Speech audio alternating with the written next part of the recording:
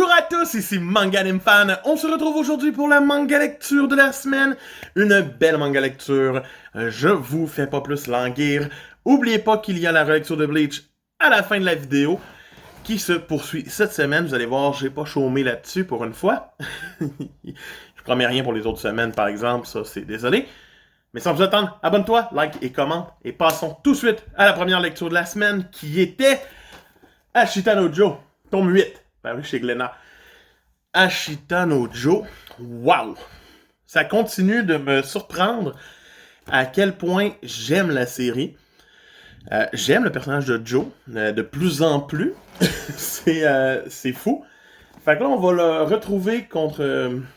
en mode training avec Carlos. Parce que, tu sais, Joe fait genre son mini-retour. Fait genre, je vais m'entraîner un petit peu. Fait qu'il affronte le boxeur vénézuélien de niveau mondial. Et, dans leur échange, il va titiller Carlos, justement, pour que Carlos fasse genre... je veux le battre, lui. Puis là, j'étais comme... Ouh. Ça, c'est le fun. Fait que là, Carlos va comme le défier d'une certaine façon en continuant de battre les adversaires qui ont tous battu Joe dans le tome 7, si je me souviens bien. Et il va vraiment juste dominer ses combats. Et Joe va faire genre... On s'affronte! Et Carlos va faire...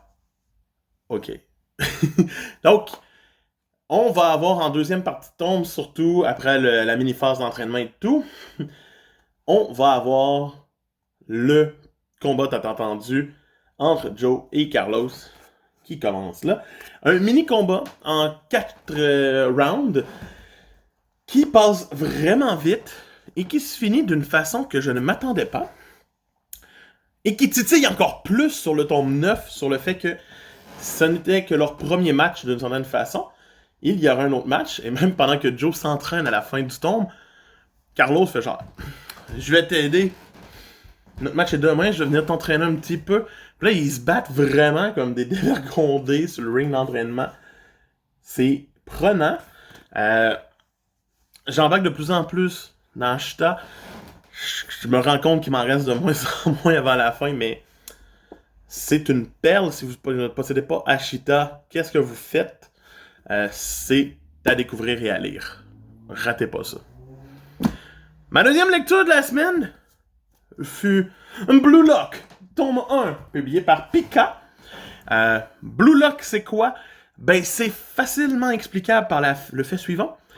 C'est 300 joueurs de soccer qui sont des attaquants de football, en fait, de foot, et qui se ramassent dans une place qui s'appelle le Blue Lock, et ils devront s'affronter tranquillement pas vite dans une espèce de Battle Royale pour déterminer le meilleur attaquant pour devenir dans l'équipe japonaise pour qu'éventuellement les Japonais gagnent la coupe.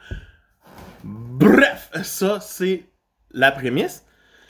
Et on va rencontrer ici les premiers joueurs tranquillement pas vite qui vont en faire partie. Donc notre personnage principal qui va être le premier à apparaître, Yoichi, ici, et qu'on va suivre de son point de vue, d'une certaine façon, la première étape du Blue Lock, qui va être un jeu du loup, et que le moins bon du vestiaire de la petite gang va être expulsé.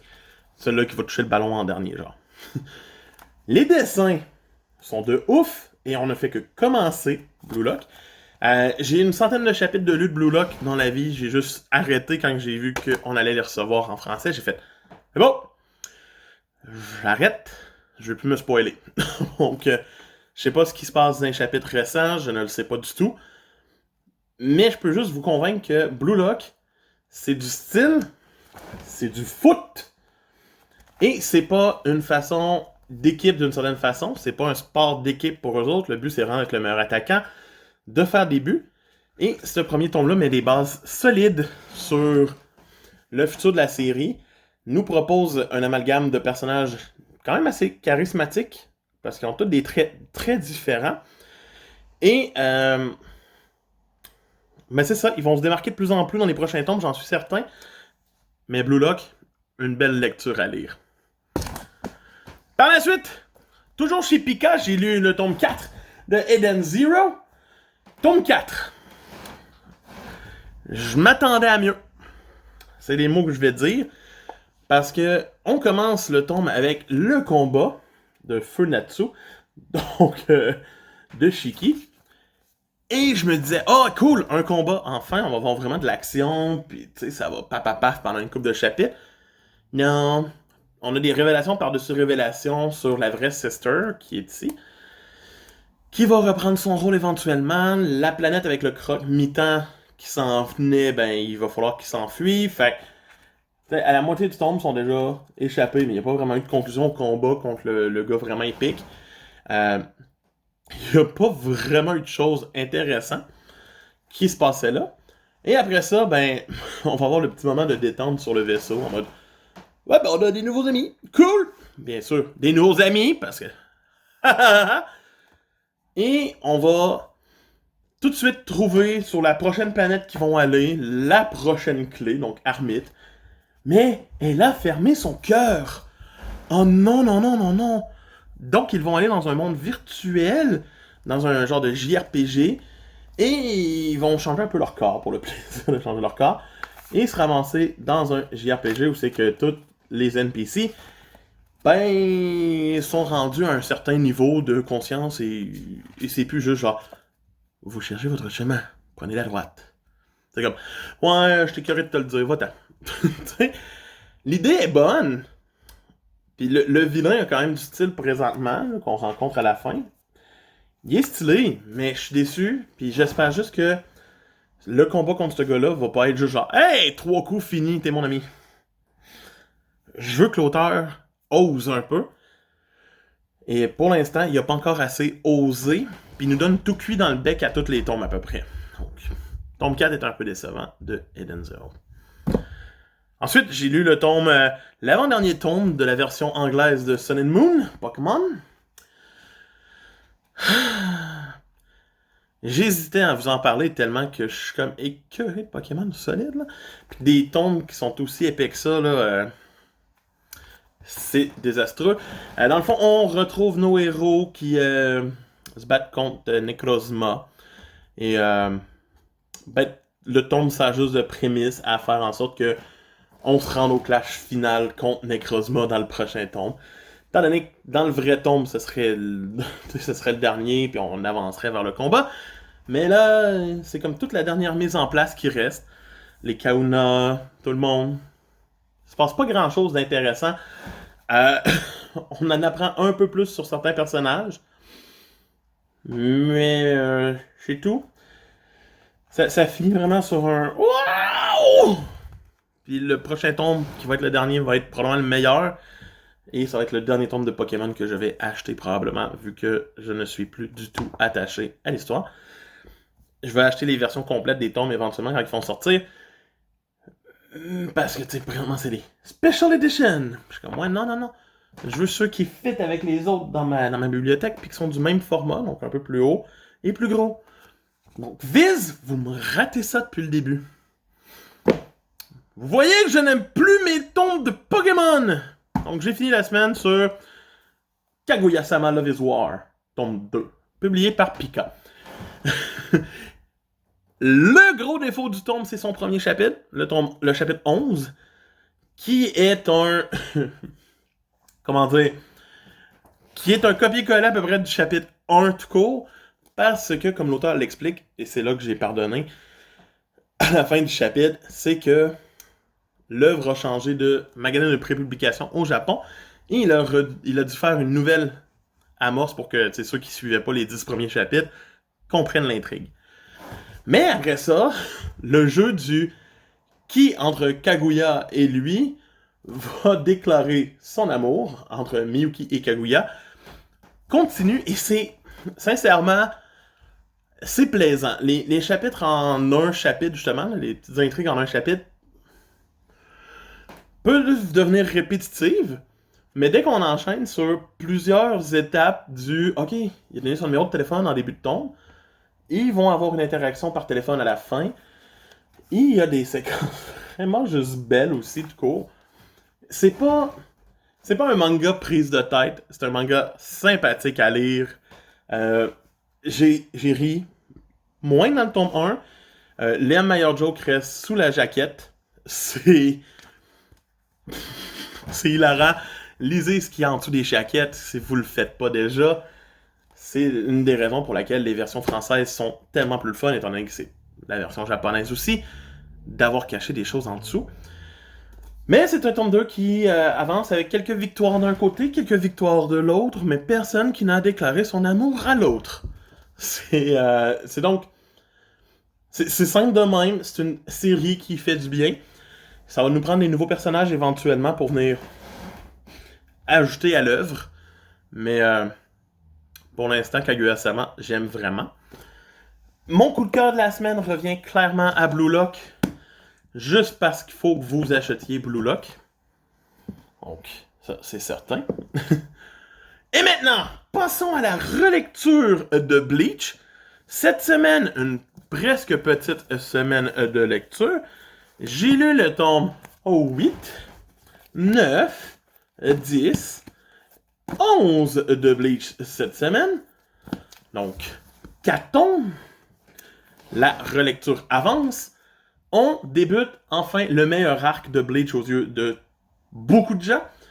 Ça me fait du bien d'y retourner.